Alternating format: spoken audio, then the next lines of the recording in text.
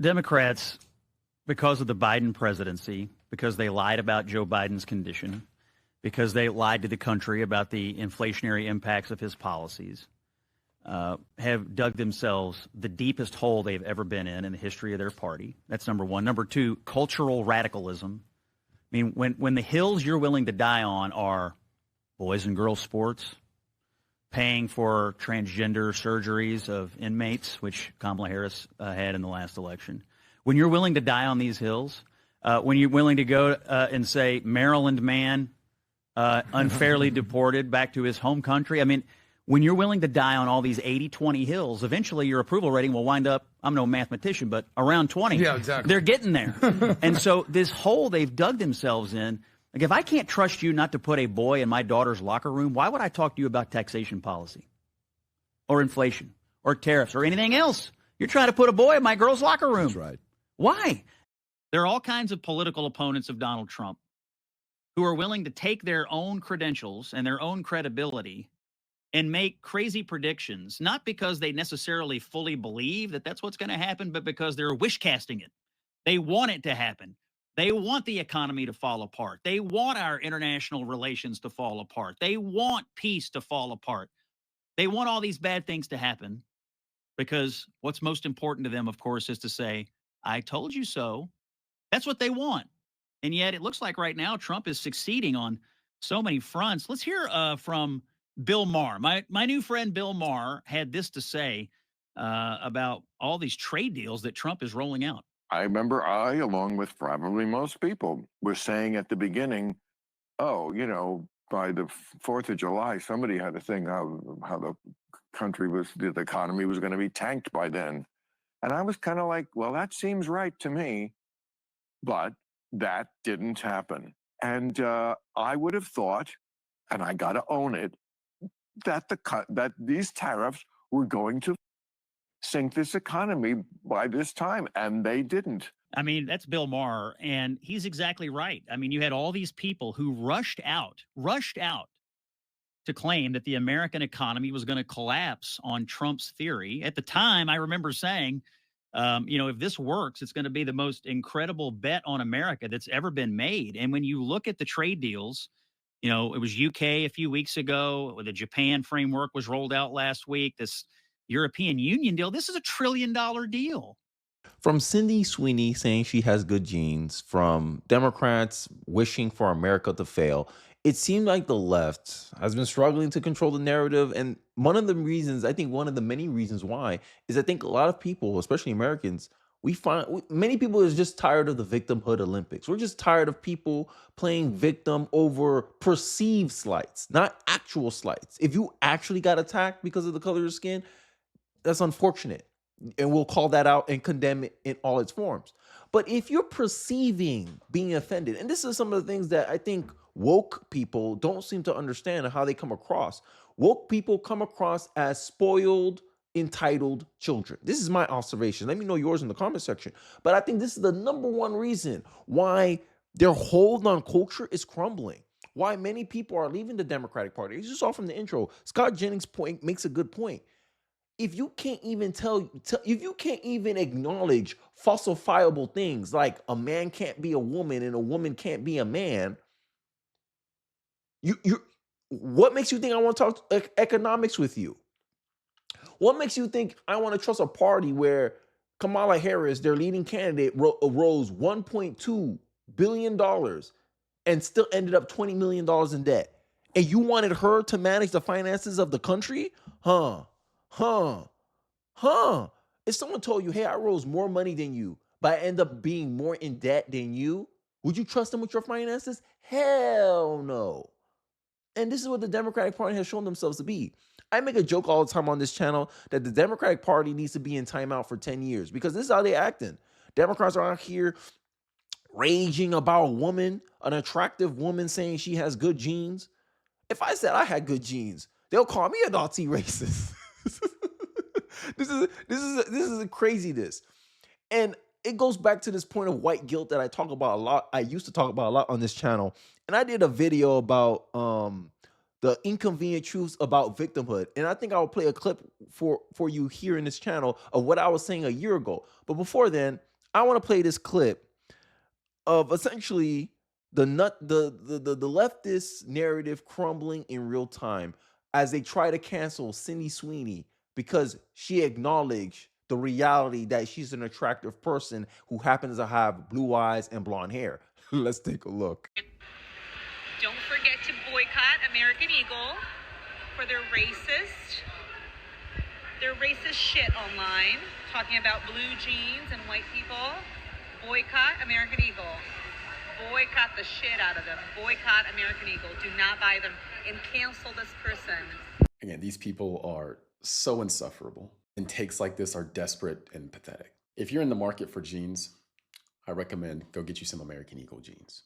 We absolutely should not let these people control the culture and try to cancel people at will. It's pathetic. And this is one of the reasons why the Democratic Party is at like record low favorability ratings. This is one of the reasons people are sick of this. I've said it before, I'll say it again, it's a funny play on words. This is not about eugenics. It's just the Democratic Party and Democrats, they have to rely on some type of victimhood to create a narrative, or they have to create an enemy to fight against. They're manufacturing outrage about this because they have nothing better to do. The fact that these people hit record, make these videos, watch them, and then decide to post them is astounding to me. Oh my gosh, she said she has good genes and American Eagle is trying to sell jeans. They're Nazis. They're fascists now. We need to cancel them. Get a life. Go do something valuable. Like, these people have to manufacture outrage because that is what their party depends on. It depends on emotional manipulation, victimhood, and outrage. Without that, it seems the current Democratic Party doesn't know what to do. So they have to create racial issues where there are none. Like I said before, get a life. So here's my video that I made a year ago, The Inconvenient Truth About Victimhood. As you see, it doesn't have as many views as my more recent videos, but the message is the same. And I think this is a good point from John McWhorter. I think that's how you say his last name. And I want to play the entire intro of this because it perfectly encapsulates the problem that the left has, is that they perceive problems that are not real problems in society. Only privileged people can worry about being offended by microaggressions. Real people are struggling with real problems, like how are they going to pay their rent? How are they going to provide for their family? How are they going to put food on the table? What's their next move? How they can prosper and thrive in the country. Those are what real problems people are worried about. It's the economy, stupid. I'm preferencing this to the Democratic politicians because that's all they rely on. They rely on things that are non-problems. Oh, I perceive this people are offending me over words, over an ad campaign. Like, make that make sense. Think about it. You think a poor person struggling through life is going to worry about Cindy Sweeney saying she has good genes? This is the type of stuff the left focus on. And I think this is the main reason why the left is struggling with culture today. Our circumstances are in terms of what we're up against. Psychologists are familiar with something called the victimization mindset. That is a race-neutral concept. It's something that happens to human beings in all cultures. And the victimization mindset is one that exaggerates the degree of one's victimhood. It's most common among people who are not victims in any sense that most people would think. It's an elite, it's often an advantaged way of thinking. But you exaggerate. Exactly. You exaggerating problems, pretending that it's a real thing. Oh my God, Cindy Sweeney is pushing eugenics. Where did she say that we must destroy all other people and that the white people are the superior race? Where she said that in the ad. And the problem is these people perceive these things. No one actually said it. They think you say something and then they repeat and they think it's truth. They interpret what you say a certain way and then they project it as if it's the truth when there's just assumptions on their part. And I think this is the kind of thinking people are tired of the left for perpetrating. They push non-problems and pretend that they're problems because they're trying to guilt and shame the society that they hate. And I always told myself this: why would I trust the Democratic Party with power when I know they outwardly hate my country? Like, why would I do that? They want my country to fail. You saw from the intro with Scott Jennings, the Democrats want the country to fail because we didn't put them into power. So does that sound like a trustworthy party you want to trust with your institutions? Hell no. Here's Glenn Greenwald. The primary function of the Democratic Party is to create the illusion of significant change through crude identity politics or slick messaging strategies of the kind that Mayor Pete describes here, while ensuring the permanent continuation of status quo. Everything stays the same, but they give you ads with fat black woman on a couch saying I'm Chica. But then American Eagle put a white woman, an attractive white woman, in some jeans, and she says she has good genes, playing on words, and the left interpret that ad as eugenics. So why shouldn't we, the Calvin Klein ad, y'all know the Calvin Klein, I'm not gonna put it here. I do not promote obesity, but there was a Calvin Klein ad where it was that a fat black woman on a couch talking about she's Chica, that's her name. I'm Chica. Why we ain't say that she was promoting eugenics? Oh, you think fat black women are the superior race, huh? Look at this racist ad. Where was the message for that? These people are not logically consistent. And I think this double standard, it's what it irritates me to the core. I can't stand inconsistent people. I can't stand it. And I think this is the number one reason why you get a lot of people leaving the Democratic Party. You know, I just realized something. No one hates America more than a liberal Democrat. I mean, if you're white and you love your country, you're a racist.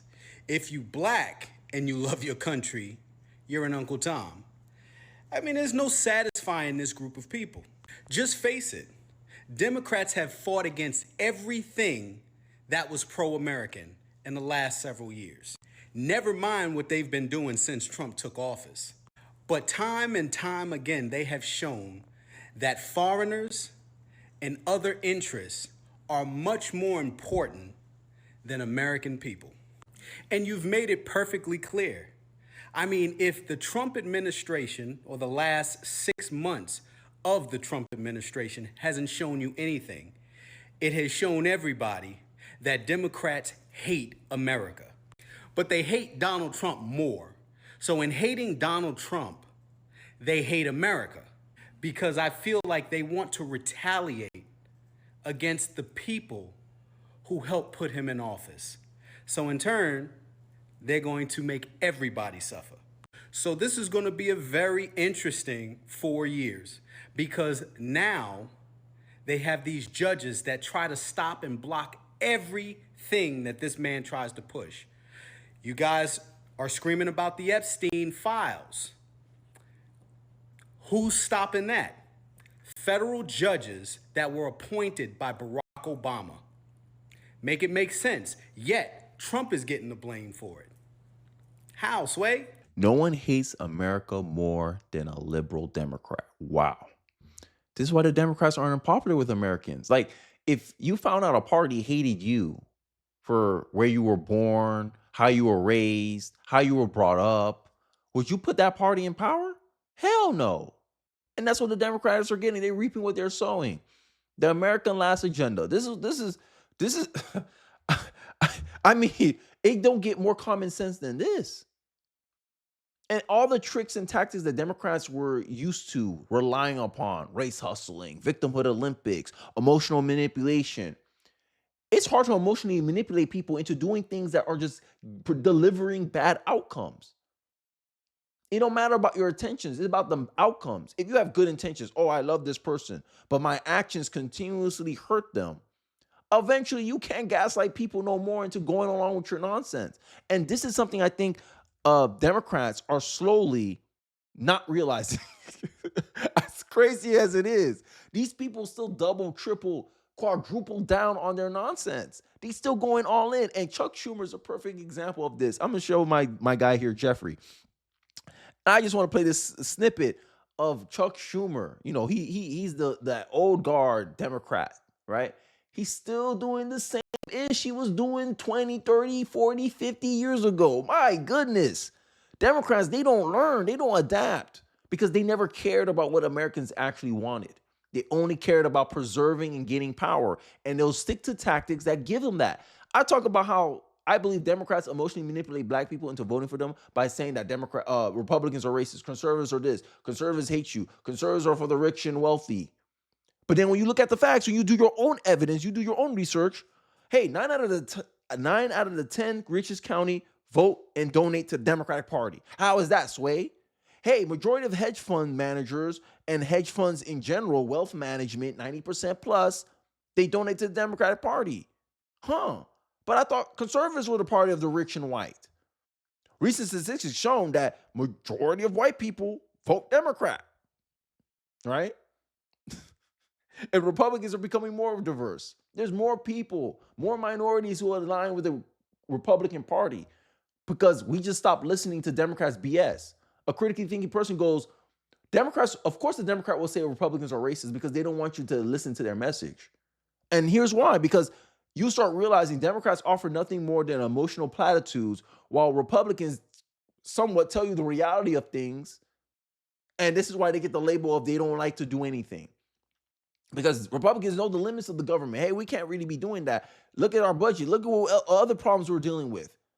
Republicans are just like that responsible parent that tell you no, but you know he's doing it for your own well-being. That's the conservative movement versus the Democrat movement. They're like enabling moms or parents that let their kid get away with everything, no real consequences for bad actions and bad decisions, and it emboldens the child to keep doing these bad decisions to the point where it's detrimental to the rest of the kids. That's how the Democrats come across to me in this example. But I want to play a little bit of this clip before I wrap up this video. Not going to let them revert to Jim Crow. And if you don't think they want to revert to Jim Crow, just look what they did in the SAVE Act, which went back to took Jim Crow for the whole nation. By so making it hard, they said you need ID, and they made it so hard to show ID that probably half the people in America couldn't vote. You see, this is what Democrats do, emotional manipulation. When someone talks about reverting to Jim Crow, they're talking about something that evokes deep racial trauma for Black Americans and deep historical injustices. It activates people emotionally. Republicans are worried about election integrity, and there's a fair reason that they should be worried about that. For one, Democrats are quite literally advertising sanctuary cities and sanctuary states, and they're actively fighting against federal law because they don't want to deport people who come here illegally. They quite literally. Exactly. Right? Political interest. Now, I'm going to leave it off there. But it's all based on political interest. So you want people who are not citizens of a country to have influence over the politics of a country. Make that make sense. That's like saying someone outside of my house has influence over the affairs of my house. Oh, Kenny, I think you should add this to your house. Well, I'll consider it, but I think our house don't really need it. Oh, no, you need these people. Oh, my God, this is unfair. Oh, you're hurting the neighborhood. Oh, you're hurting the country. How? I'm doing things in my interest within my vicinity, within my boundaries. And this is what I'm talking about when I say Democrats truly hate America. How can you love foreigners? Because foreigners help their political interests. Because that's what Democrats truly care about. They only care about maintaining political power. And they see illegals as a way of doing that. Tell me I'm lying. Tell me. Illegals hurt the wages of the working class, and Democrats want them in the country, but Democrats say, oh, we fight for the poor. How are you fighting for the poor? By bringing in active competition that makes it hard for low-skilled workers and up to work in this country, to suppress wages. And this is the tactics that we're talking about. Out of one hand, Democrats will say we're for the poor, but look at their actions. How is mass migration helping the working class? How is mass migration helping the poor? We know many of these illegals are on these government programs being reimbursed by the federal government because there's in sanctuary cities in certain blue states, illegals are allowed to use public benefits. We saw it in New York. We saw it in Chicago. Chicago went $900 million in debt to the point where they had to cut resources from other federal agents to the point that Chicago had to borrow money to fund their stuff because Brandon Johnson spent $900 million on illegals, on foreigners. For what purpose?